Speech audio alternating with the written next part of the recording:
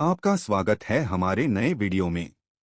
क्या तुमने अपनी जीएफ को 1000 बार सॉरी बोल दिया, हर तरीके से मना लिया, अपनी ईगो साइड रख दी, फिर भी वो मान ही नहीं रही?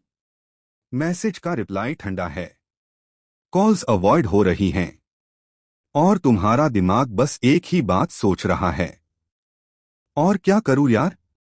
अगर तुम भी इसी सिचुएशन में फंसे हो तो ये वीडियो एंड तक देखना, क्योंकि इस वीडियो में मैं बताऊंगा क्यों बार बार सॉरी बोलना उल्टा काम करता है, कैसे लड़की को थोड़ा इग्नोर फील करवाना है बिना रूड बने, कैसे अपनी वैल्यू लूज किए बिना सिचुएशन हैंडल करनी है, और सबसे इंपॉर्टेंट इस फेज में खुद को शांत कैसे रखना है।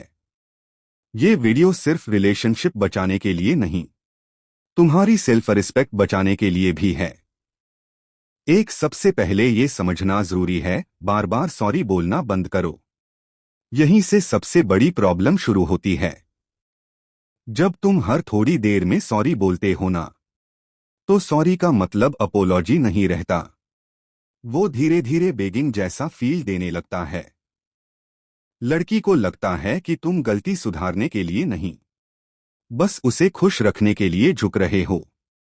और जब रिस्पेक्ट कम होती है तो मानना और मुश्किल हो जाता है। एक बार क्लियरली शांति से सॉरी बोलो, अपनी बात रखो और उसके बाद पीछे हट जाओ। यहीं से तुम्हारी वैल्यू दोबारा फील होनी शुरू होती है। अब नेक्स्ट इंपॉर्टेंट टॉपिक पे आते हैं, थोड़ा डिस्टेंस लेना। डिस्टेंस का मतलब ये बिल्कुल नहीं है कि तुम घोस्ट हो जाओ या रूड बन जाओ। डिस्टेंस का मतलब है ओवरवेलेबिलिटी बंद करना। हर मैसेज पे तुरंत रिप्लाई नहीं, हर मूड को चेज नहीं, हर बात पे एक्सप्लेनेशन नहीं। जब लड़की देखती है कि तुम बार बार मना नहीं रहे, बार बार जस्टिफाई नहीं कर रहे, तो उसके दिमाग में ये थॉट आता है, ये इतना पीछे क्यों हट गया, और वहीं से इग्नोर फील शुरू होता है। अब एक बहुत कॉमन गलती, ब्रोकन वर्जन दिखाना बंद करो। इस स्टेज पे लोग सबसे ज्यादा गलत काम करते हैं। सैड स्टेटस, इमोशन रील्स, गलती मेरी ही थी वाली स्टोरीज, ये सब सिंपैथी लाता है, रिस्पेक्ट नहीं। इस टाइम तुम्हें अपना नॉर्मल स्टेबल वर्जन दिखाना होता है, ना फेक हैप्पीनेस, ना ओवर सैडनेस। बस इतना दिखना चाहिए कि तुम हर्ट हो सकते हो लेकिन कंट्रोल में हो, और यही चीज लड़की को अंदर से ज्यादा हिट करती है। अब सबसे इंपॉर्टेंट बात, प्रेशर बनाना बंद करो। हर इंसान गुस्से को अलग तरीके से हैंडल करता है। कोई बात करके शांत होता है, कोई थोड़ा टाइम लेकर।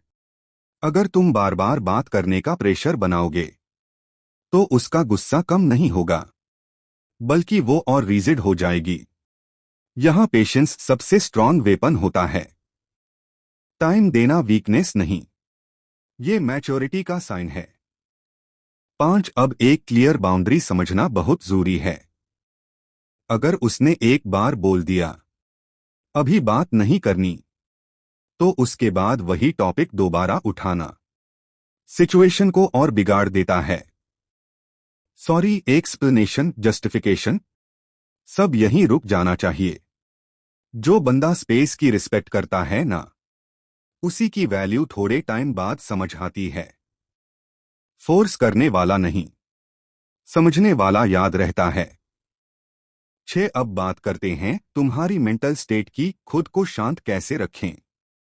इस फेज में सबसे ज्यादा डैमेज तुम्हारा दिमाग करता है, सिचुएशन नहीं। इसलिए कॉन्शियसली ये चीजें फॉलो करो।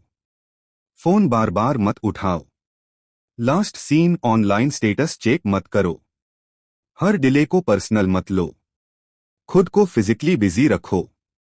जिम, वॉक, काम, दोस्त। बिजी बॉडी काम माइंड, और काम माइंड ही तुम्हें गलत डिसीजन लेने से बचाता है। अब एक इंपॉर्टेंट माइंडसेट शिफ्ट समझो।